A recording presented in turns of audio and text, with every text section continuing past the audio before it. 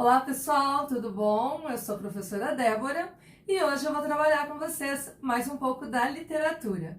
Nós temos hoje um convidado que é o professor Michel Corsi e ele vai trazer um novo olhar aí desse momento literário para acrescentar aquilo que a gente vem discutindo já desde o trovadorismo. Então é uma visão aí da ciência para vocês. Bom, eu vou iniciar só relembrando que nós estamos aí no momento de transição e eu iniciei com vocês tendo uma conversa sobre o trovadorismo. Então saímos ali da Idade Média e estamos até o Renascimento. Então passamos pelo trovadorismo, passamos também, professor, pelo humanismo e agora chegamos no auge do Renascimento, que é o classicismo. Então, não vai fugir muito daquilo que a gente discutiu sobre o humanismo, né? Eu já conversei um pouco sobre isso e esse humanismo, ele trouxe uma visão já da ciência para dentro da literatura. Então, daquele momento em que eu tinha ali Deus no centro de todas as coisas, isso começa a ser avaliado agora também nesse momento, no humanismo, e o auge, então, nesse período aí literário. O humanismo, que eu tratei com vocês, lembra que ele é um momento aí de transição. Então agora, no classicismo, nós vamos ver isso mais acentuado. Aquelas características que nós tínhamos ali no humanismo, ela agora vai firmar aí, né, a sua raiz de fato, então trazendo o homem no centro de todas as coisas, então uma visão, uma valorização do humano, o individualismo. Então aquilo que vinha como explicação ali, que se tinha na visão de Deus, Deus está no centro, aquilo que se decidia ali na igreja, agora o homem ele vai buscar uma explicação na ciência. E isso até em relação aos sentimentos. Então eu tenho essa visão aí mais experimentalista, que é o que o professor vai trazer pra gente aí daqui a pouquinho, e o racionalismo. E dentro da literatura em específico, nós vamos ver um pouco da mitologia. Essa mitologia, ela trabalha ali aquele gênero que nós vimos, o gênero épico, então que traz a perfeição. Porque a literatura nesse período era considerada como perfeita. Então nós temos aí dentro da literatura neste momento essa valorização da perfeição, então, na escrita. Eu tenho um nome, assim, muito, mas muito importante do classicismo, que é Camões, que nós vamos ver aí nesse período. Mas isso vai ser uma outra conversa. Então, nós vamos destacar aí esse autor que é português. A literatura, ela sempre teve destaque ali em Portugal, mas o berço é a Itália. Por que o berço é a Itália, tanto no humanismo quanto agora no classicismo? Porque a Itália, ela é a rota comercial. Então, nós temos um momento que há um crescimento muito do comércio e Portugal está na sua expansão marítima. Então, por isso, a importância ali na Itália. Mas o autor que se destaca nesse momento, como eu falei, é Camões e nós temos muita coisa boa para ver sobre ele. Só que, professor, nesse momento, nós não tivemos somente Camões ali, alguns dos autores que trouxeram, enriqueceram a literatura na parte aí que nós podemos ter da poesia, mas também nós temos alguns autores, e eu posso dizer alguns envolvidos da ciência, os cientistas. Tem o Nicolau Copérnico, tem o Galileu Galilei, que os nossos alunos estão tendo esse contato. Então, hoje, eu queria ter uma visão, assim, da ciência mais do que da literatura nessa nossa conversa. Então, por isso que eu convidei o professor Michel Corsi para ele falar com vocês um pouco sobre esses cientistas e que marcaram a literatura e que faz muita diferença aí na construção dessas obras literárias. Então, agora o professor aí com a palavra. Muito obrigado, professora. Então, pessoal, primeiro eu gostaria de agradecer a professora Débora pelo convite de poder estar aqui participando dessa sua aula de literatura. E é muito legal porque a gente consegue entender que a literatura ela não está separada né, professora, da ciência, da Com história, certeza. de outras áreas. Né? Existe todo um contexto, Sim. e dentro desse contexto eu tenho todas as matérias. A coisa acontece de maneira interdisciplinar. Infelizmente a gente separa em caixinhas para poder estudar na escola. E eu adoro, né, participar, fazer inserções na área de arte, na área de literatura, na área de história, porque a história da ciência, ela permite a gente transitar e ter esse olhar. Tá? E aí, né, eu, entendendo o convite da professora para falar sobre Galileu, sobre Copérnico, é bastante importante. Só que para vocês entenderem esse contexto, eu preciso voltar um pouquinho no tempo com vocês e falar sobre Aristóteles. Porque isso que se tem no momento histórico do classicismo, a gente está chegando no momento em que nós vamos ter o que chamamos de revolução científica. Tá? Só que essa revolução científica está embasada em quê? Por que temos uma revolução científica? Então eu vou tentar trazer um pouquinho de história para vocês, de história da ciência, né, propriamente dita, para que vocês consigam entender o porquê da contribuição, né, de Galileu ou de Copérnico foi tão importante para esse momento literário que vocês estão estudando. Tá?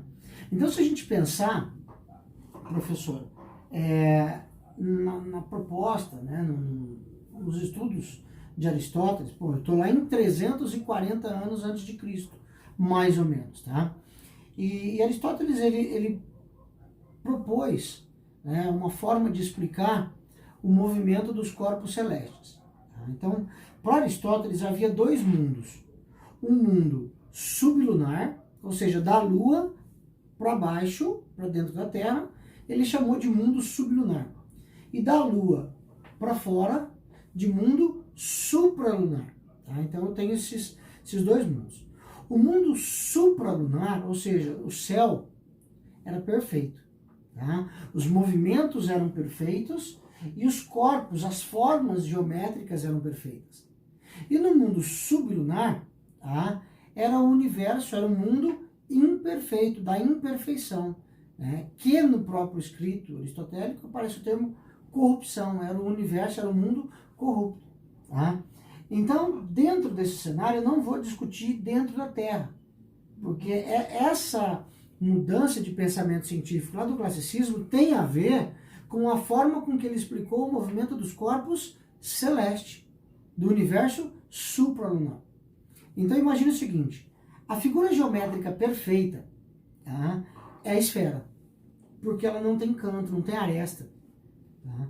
E a trajetória perfeita é a trajetória circular. Então, para Aristóteles, a Terra, né, estava centralizada e os corpos descreviam ao redor da Terra uma trajetória circular. E todos os corpos eram esféricos, todos. Tá? Inclusive, ele descreve a Lua como sendo uma esfera de cristal e perfeita. Tá? E o mais importante, tá? Eu tinha a Terra, tinha os planetas, tinha o Sol e o meu universo, ele tinha fim. O fim do universo é a esfera que contém as estrelas, chamada para a gente, professor, de esfera celeste. Tá? Então, meu universo acaba na esfera celeste. Então, isso é bastante importante. Bom, então eu vou dar um salto histórico e vou chegar em Ptolomeu. Tá? Ptolomeu, no Almagesto, ele descreve esta forma de ver o mundo. Tá? E aí, este sistema de mundo passa a ser conhecido como sistema geocêntrico. A professora deve ter comentado com ele sobre esse termo. Esse termo deve estar no seu livro de literatura. Sim. O universo geocêntrico, ou seja, onde a Terra está no centro do universo. E o universo tem fim, na esfera celeste. Então, isso passa a ser, então, publicado em um material. E esse material é muito conhecido na filosofia como o Almagesto. de Ptolomeu. Bom, eu também não posso, né, eu não vou focar nesse assunto, mas eu também não posso passar por ele sem comentar com vocês. Em um determinado momento, a igreja, ela designa um rapaz chamado Tomás de Aquino para poder ler Aristóteles, para poder estudar os escritos aristotélicos. E Tomás de Aquino, ele faz isso, tá? E aí ele interpreta, e isso é genial, ele interpreta os escritos de Aristóteles para a igreja. Tá? Então, muitos daqueles ensinamentos, pessoal, de Aristóteles, passa a ser, tá, uma doutrina sagrada, passa a representar o que está na Bíblia. Ou seja, né, um pensamento divino. Tá? E, inclusive, professor, é isso que liga muito a literatura, nesse momento que a gente está discutindo, com a ciência. Liga de que maneira? Nós saímos ali do teocentrismo e estamos entrando no antropocentrismo. Então, o que eu gostaria que vocês entendessem é justamente esse momento. Por que essa transformação? O homem, né, em busca desse conhecimento. Por isso que a ciência agora é tão importante a gente entender aquilo que realmente está no livro, né? No livro de literatura, não só deles, mas todos os livros literários que trabalham esse momento, né, da Idade Média para o Renascimento, falando dessa questão da ciência, porque não tem como você falar da literatura sem ligar a ciência e sem falar exatamente desses nomes que vão ligar tanto, então, a ciência a esse contexto literário. Perfeito. Desculpa. Não, que isso. E se vocês me permitem, eu não peguei aqui. Você pode me entregar o livro, por favor? Né? Já vou pegar aqui para mostrar para vocês. Este aqui, tá, é um livro, né, do Tomás de Aquino. Então aqui a gente tem muitos dos escritos sobre Tomás de Aquino. Né? Então a gente consegue entender um pouquinho mais. Né? Vou chegar aqui pertinho para vocês. A gente consegue entender um pouquinho mais sobre quem foi Tomás de Aquino, como ele leu Aristóteles, como ele interpretou Aristóteles e assim por diante. Então é muito legal, né, essa visão. Ou seja, a partir daí, a partir de Tomás de Aquino, a ciência e a religião passam a caminhar juntas. Né? Por quê? Porque a ciência está inserida na Bíblia, passa a ser uma doutrina sagrada. E todos aqueles que questionam uma doutrina sagrada, né, são considerados hereges, bruxos e assim por diante. Nesse momento, isso ainda não tem um reflexo muito grande, mas no futuro, isso vai ser muito perigoso, inclusive. Tá? Então, eu vim de Aristóteles, Ptolomeu, falei de Tomás de Aquino. Inclusive, é muito interessante, eu vou contar só um trechinho para vocês, que de acordo com Aristóteles, descrito por Ptolomeu, o universo tem fim. O fim do universo é a esfera das estrelas, é a esfera celeste. Então, quando Tomás de Aquino lê Aristóteles, ele interpreta da seguinte forma: Deus, ele tudo vê, tudo sabe, né? Tudo ouve, ou seja, é um ser onipotente, onipresente, onisciente. E ele criou a Terra. Então, nós somos frutos da sua criação. Então, onde estaria Deus nisso tudo? No céu. Então, quem coloca Deus no céu é Tomás de Aquino. Porque até então, Deus está em todos os lugares. Tá? E de onde vem a palavra céu? Por que quando a gente fala que Deus está no céu, a gente olha para cima? Porque céu vem de celeste, que é a esfera das estrelas. Então, eu tenho a esfera celeste e Deus está do lado de fora, olhando para tudo que ele concebeu para a sua criação. Tá? E a visão agora é exatamente essa, que eles não negam a existência de Deus, quando eu falo literariamente, na literatura. Eles não estão negando, mas eles dizem que Deus é o Criador. Então agora o homem ele rege a sua vida, tudo que ele tem escolhido e conhecido, que Deus está ali, mas como o Criador, olhando para o homem. Exatamente. Então, é esse o cenário que a gente tem dentro da ciência e dentro da religião, que praticamente é a mesma coisa, né? E foi a mesma coisa durante anos, tá? Então, o primeiro pensamento veio de 300 a.C., e eu estou aqui em 1200, 1200 e pouco, e agora eu vou chegar em 1543. Tá? É bem no auge do classicismo agora, professor. Sim. Né? Bem no auge desse cenário, enquanto na literatura o pessoal está tentando romper também com essa ideia de Deus, né? Olhar com uma visão um pouco mais racional da coisa. Na ciência, por exemplo, nós temos muitas coisas acontecendo, tá? A partir de observações, porque a gente ainda não tinha instrumentos de medição. Então a observação ela era tudo. Tá? E aí em 1543, um cara chamado Nicolau Copérnico, tá? Ele permite a publicação do seu livro, e eu digo permite por quê? Porque não é ele que publica. Tá? Ele espera o leito de morte para autorizar a publicação do seu livro. Tá? O seu livro, tenho aqui comigo, tá? Para mostrar para vocês, A Revolução dos Orbes Celestes. É esse aqui, ó. Tá? Revolução dos Orbes Celestes. Nesse livro, ele descreve pra gente, a partir de observações, que não é a Terra o centro do universo. Que é o Sol. Pela primeira vez, nós já tivemos no passado Aristarco de Samos, que disse que o Sol era o centro do universo. Mas não existe registro disso. Nicolau Copérnico é o primeiro, isso aqui é uma obra-prima, gente. Nicolau Copérnico é o primeiro, tá? E não nega Deus, veja, nesse momento da história, cientistas, eles acreditam em Deus. Ninguém está negando Deus, tá?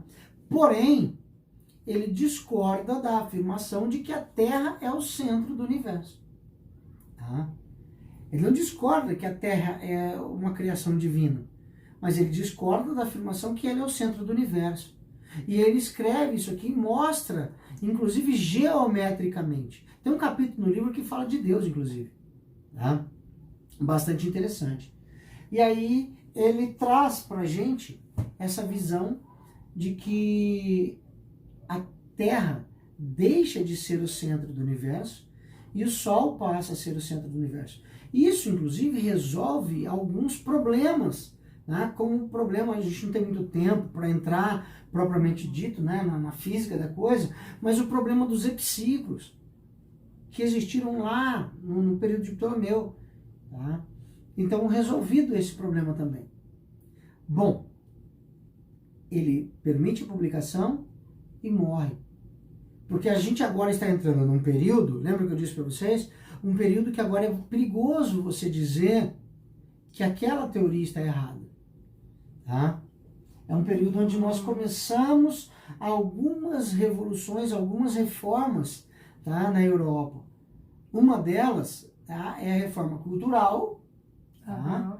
A outra delas é a reforma científica, a revolução científica, que tem um marco posto por Nicolau Copérnico em 1543, e nós temos a revolução ou a reforma religiosa. Eu acho que aqui nós não vamos entrar em história, mas é importante trazer isso para a nossa discussão, para o nosso bate-papo. Por quê? Porque é por meio desta reforma religiosa que a igreja vai tentar manter o poder sobre a ciência. Isso é muito importante. Tá? E é aqui que a gente traz para vocês o seguinte: se você contradiz ou diz algo que vai de encontro, tá? Que colide com a ideia do que está na Bíblia, você é um herege. Tá? Que isso vai estar bem forte no período lá no Barroco, né? Que vai se estabelecer aí bem essa questão. Exatamente. Mas já fica muito dividido, né? A questão entre Deus e o homem. Sim, porque a angústia, né? Aqui é mais uma questão de controle. porque eu tenho, né, Martim Lutero rompendo com a Igreja Católica Apostólica Romana, né, é bom frisar isso, né? Depois vocês podem até estudar o que significa o termo católico e apostólico, né? Enfim, não vou entrar nesse mérito, mas nós temos logo em seguida Calvino, que também rompe com a Igreja Católica Apostólica Romana, tá?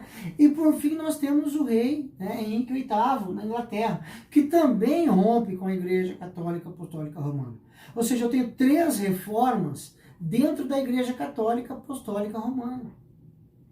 Tá? Então a igreja acabou perdendo muitos fiéis.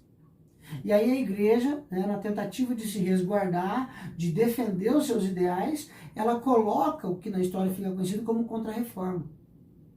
E o importante dessa contra-reforma é algo que nós chamamos de Inquisição. Tá? Passamos a ter agora os inquisitores, o julgamento daqueles que têm ideias contrárias ao modelo geocêntrico. Tá? Então, feito esse contexto para vocês, eu chego onde vocês querem, né? Onde a professora pediu para eu chegar, que é em Galileu. Mas eu precisava, professora, fazer esse trânsito todo. Inclusive, eu vou abusar da sua bondade no tempo e eu vou trazer para vocês mais um nome. Um nome que é extremamente importante, que é de Giordano Bruno. Tá? Porque Giordano Bruno, ele foi um frei de dentro da Igreja Católica Apostólica Romana. Tá? Ele era alguém de dentro do grande clero. E aí, ele, né, filósofo também, ele acaba lendo Nicolau Copérnico, tá? E ele acaba sendo seduzido pelas ideias de Nicolau Copérnico. Então ele passa a dizer que não é a Terra o centro do universo, e sim o Sol. Ele passa a ser um adepto do modelo heliocêntrico. Tá? E não só isso, ele vai além. Tá? Ele diz que Deus, ele é tão grande, ele é tão imenso, tá? Que da mesma forma que ele criou a Terra e que ele criou o nosso universo, ele poderia ter criado outros universos. E aí o universo deixa de ter fim. Veja, Aristóteles propôs o universo finito, Ptolomeu descreveu e Tomás de Aquino interpretou. Então o universo tem fim. E o fim do universo é o céu, onde está Deus. Se eu proponho agora um universo que não tem fim, tá? Onde é que vai estar Deus? Então é muito interessante essa questão toda. Tá? E aí, por conta disso, né, ele não abjura, a igreja pede para que ele se arrependa, para que ele diga, né, que está errado, que, né, isso é um devaneio, mas ele não abjura. E aí ele é condenado pela Igreja Católica Apostólica Romana, e aos 16 dias de fevereiro de 1600, ele é queimado vivo em praça pública. Tá? Era um dos desfechos da Inquisição. E aí, nesse cenário, também aí em 1600, nós temos um cara que também tomou nota, que também conheceu os escritos de Nicolau Copérnico, que foi Galileu. Tá? E Galileu fez infinitas coisas para matemática, né? O compasso proporcional, regra, enfim, ele foi muito bom para matemática. Mas a ciência que despertava a paixão de Galileu era a astronomia. Tá? Era a astronomia.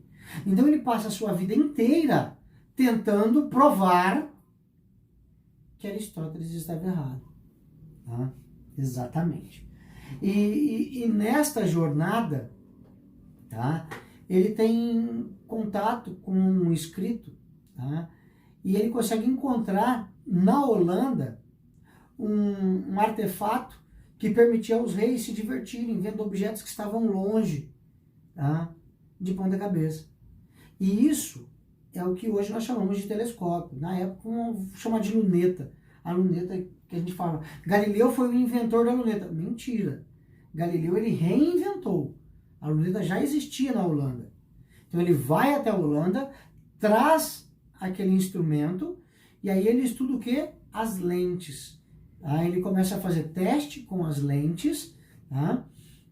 até conseguir observar a Lua. E quando ele projeta o seu telescópio, a sua luneta para a Lua, ele olha para o seu discípulo, né, para o seu orientando, para o seu ajudante, e ele pergunta o seguinte: como foi que Aristóteles descreveu a Lua, Sagredo? E o seu ajudante diz assim, professora: como uma esfera de cristal e perfeita. Aí ele fala: mas não é isso que eu vejo. Porque quando ele olha com a luneta, ele consegue perceber as crateras da Lua, as irregularidades. E aí ele consegue olhar para Vênus. E ele percebe que Vênus parece uma meia-lua observado, né, daquela posição durante alguns dias. Mas para Vênus parecer uma meia-lua, ele deveria estar girando ao redor da luz. Então, se Vênus gira ao redor da luz, então nem tudo gira ao redor da Terra. Aí ele olha Júpiter e ele percebe, né, Júpiter tem muitas luas, mas ele consegue perceber 4, né, luas mais evidentes. Só que como a observação ela é feita sistematicamente durante alguns meses, ele percebe que ora aparecem 4 luas e ora aparecem 3 luas. Qual a explicação? Essas luas giram ao redor do planeta. E se as luas giram ao redor do planeta, então nem tudo gira ao redor da Terra. Tá? Então ele tem elemento suficiente para dizer, tá, que a Terra não era o centro do universo. E ele leva isso para a igreja. Tá? E a igreja faz um termo pedindo que ele renegue tudo isso. E ele assina para se manter vivo. Tá? Para se manter vivo. Ele assina, ele abjura as suas ideias pela vida. Tá? Então, é um termo muito bacana, triste, mas muito bacana. E ele se mantém vivo. Depois de alguns anos, o Papa, ele morre. Tá? Papa Paulo. E quem assume o papado é um rapaz chamado Cardeal Barberini, que na história é o Papa Urbano, tá? 8º. E aí o que acontece? Esse Papa tinha sido o diretor de uma escola quando Galileu dava aula de matemática, de um colégio confessional na Itália. Veja, Itália. Giordano Bruno, Itália. Tá? A Itália é o berço, digamos assim, da Revolução Científica. Tá? Claro que ela se expandiu para a Europa, mas a Itália é muito forte, tanto na questão cultural, exatamente, quanto na questão religiosa, quanto na questão científica. Então, a Itália está fervendo, está fervilhando nesse momento. Sim. E aí, este Papa, amigo de Galileu, permite que Galileu escreva um livro, contando, não dizendo que Aristóteles estava errado, mas contando, permitindo pela primeira vez, tá, que Galileu mostrasse as duas visões. A de Aristóteles, que foi interpretada, né, para a igreja, um modelo ptolomaico, e a de Nicolau Copérnico, que era aquela que ele defendia de um sistema heliocêntrico. Tá? Isso resultou neste livro, tá? Trazendo para vocês. Tá? Aqui, o diálogo entre os dois máximos sistemas de mundo, do ptolomaico ao copernicano. Então, esse livro ele é escrito em forma de diálogo. Eu tenho 3 personagens. Tá?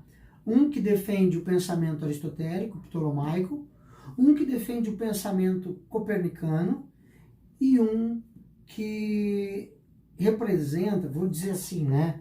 Ele representa o pensamento da igreja. Tá? Simplício, Sagredo e Salviati. Tá? Só que Galileu ele acaba não sendo imparcial como o Papa pediu. Tá? Ele defende incessantemente, em todas as páginas do livro, o modelo copernicano, de que o Sol é o centro do universo. E aí, por conta deste livro, tá, ele é condenado, tá, ele é chamado pelo Tribunal da Inquisição, julgado e condenado, tá, Porém, o Papa era seu amigo pessoal. Ele acaba não sendo condenado à fogueira, mas ele é condenado à prisão perpétua domiciliar. Tá?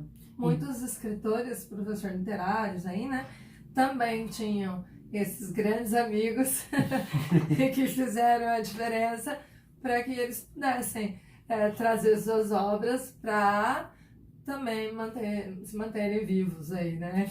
Então, e é bem isso, sabe? Essas amizades são muito importantes. Ainda mais quando era com o Papa, né? Porque tinha o poder de, né, condenar. E aí, gente, em 1633, ele é condenado à prisão perpétua domiciliar. Ele passa os últimos anos, ele morre em 1642, tá? E ele passa os últimos anos da sua vida em casa. Ah, veja, naquela época já existia a tornozeleira eletrônica, né? Eles já estavam presos em casa, já ficavam em casa, né, em prisão domiciliar. Tá? E foi Galileu, né, como a professora disse no começo, essa questão do experimentalismo, o fato de fazer uma afirmação usando um instrumento para observar, eu estou usando, né, um método experimental. Tá? Então a gente começa a incorporar na ciência esse método.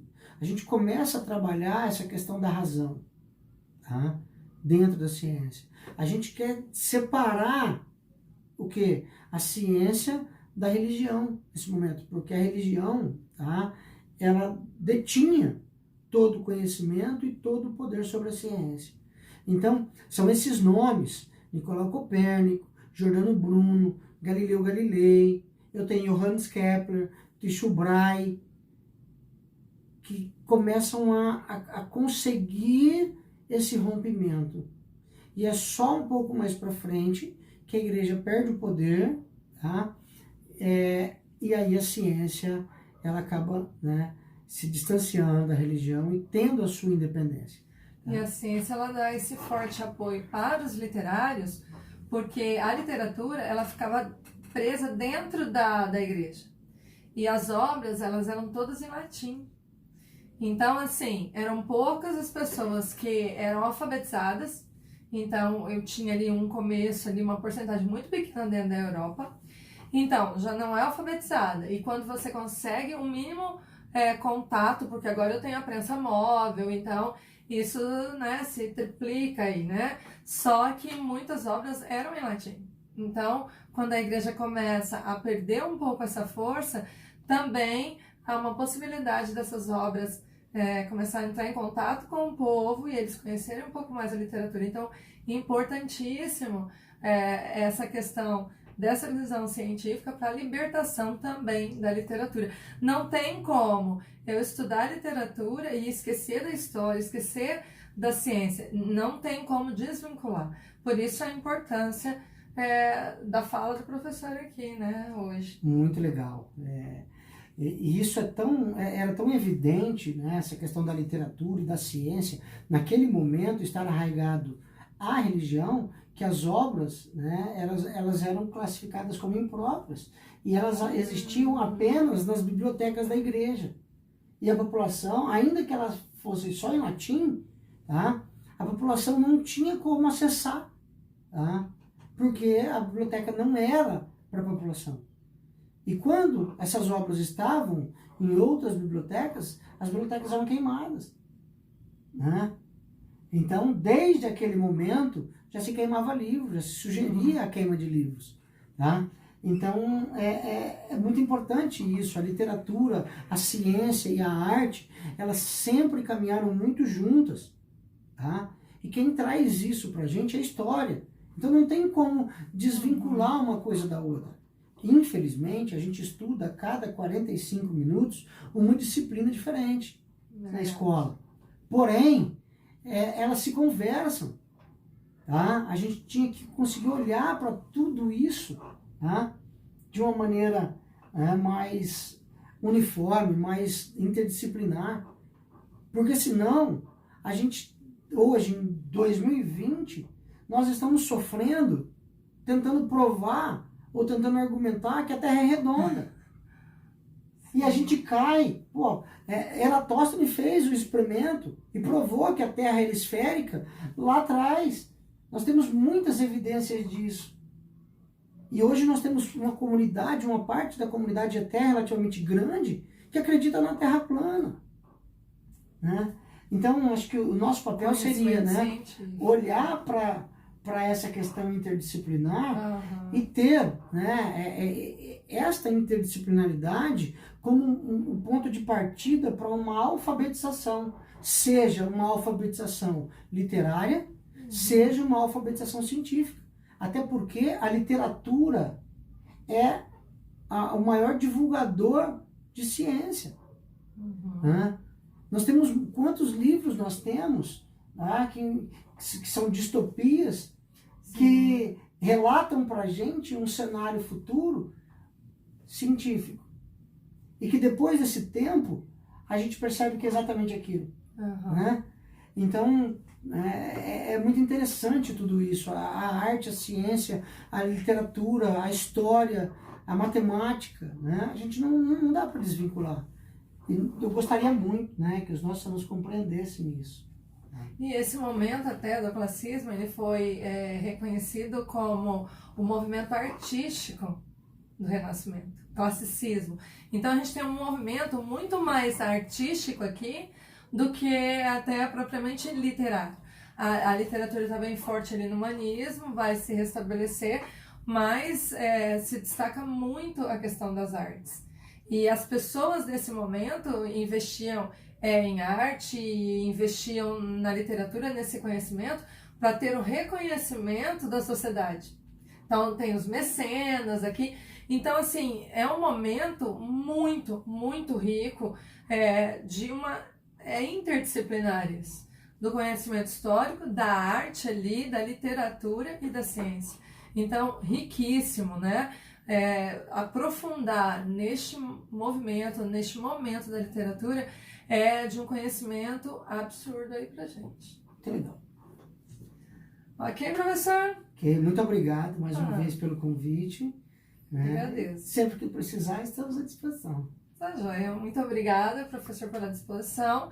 Enriqueceu absurdamente. Então, assim, muito foco, muita atenção de vocês, porque esse nosso estudo, para ser completo, como nós compartilhamos aqui, tem que ter todos esses conhecimentos. E hoje deu para ver que eles caminham aí muito juntos.